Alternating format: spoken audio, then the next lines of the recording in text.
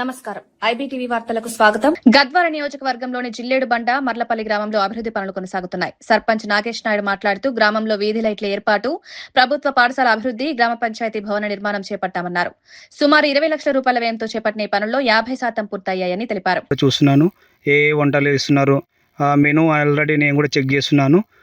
అలాగే మన జిల్లెడబండ మర్లపల్లె గ్రామ ప్రజలకు కూడా నేను తెలియజేస్తున్నాను ఏంటంటే, మన గ్రామంలో ఉన్న ప్రభుత్వ స్కూళ్ళకు దయచేసి మన పిల్లలందరూ కూడా మన గవర్నమెంట్ స్కూల్కే పంపించాలని కోరుకుంటున్నాను.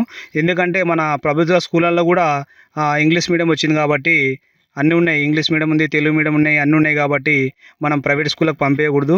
ఎందుకంటే మనకున్న ఆర్థిక పరిస్థితుల్లో కూడా చాలా ఇబ్బందులు పడుకుంటూ పిల్లలు ఎడ్యుకేషన్ ఇంపార్టెంట్ కాబట్టి వాళ్ళ కోసం దృష్టి సారించి వాళ్ళపైన ఎన్నో ఫీజులు పెట్టి ప్రైవేట్ స్కూళ్ళకు మనము డబ్బులు ఇస్తున్నాము.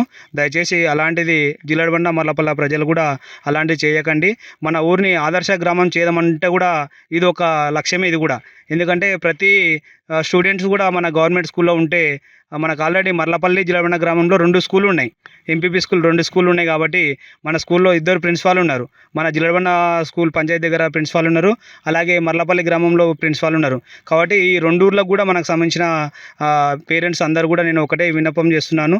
మనం దయచేసి అందరూ కూడా మన గవర్నమెంట్ స్కూల్లోనే జాయిన్ చేపిద్దాం, మన ఊరిని ఆదర్శ గ్రామంగా చేసుకుందాం.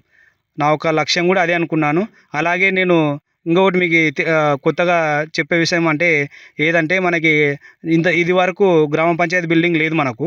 ఇప్పుడు మన గవర్నమెంట్ తరపు నుంచి మనకి గ్రామ పంచాయతీ బిల్డింగు దాదాపు 20 లక్షల బిల్డింగ్ మనకు శాంక్షన్ అయింది. అది ఆల్రెడీ 50% మనకు కంప్లీట్ అయింది, స్లాబ్ వర్క్ అయింది. మనకు ఈ 4-5 రోజుల్లో మనకి ఆల్రెడీ గోడలు కూడా స్టార్ట్ చేస్తామని చెప్పేసి మన బిల్డరు రాజన్న గారు కూడా చెప్పినారు. కనుక మనం కూడా త్వరలో మనకు కూడా గ్రామ పంచాయతీ కార్యాలయాన్ని కూడా మనము త్వరలో ఓపెన్ చేసుకుందాము.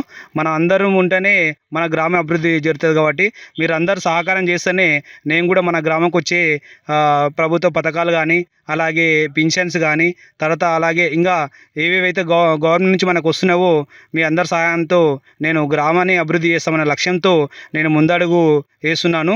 మీరందరి సపోర్ట్తోనే నేను గెలిచినందుకు మీ అందరికీ ధన్యవాదాలు తెలుస్తూ ఇంతటితో నా ఉపన్యాసం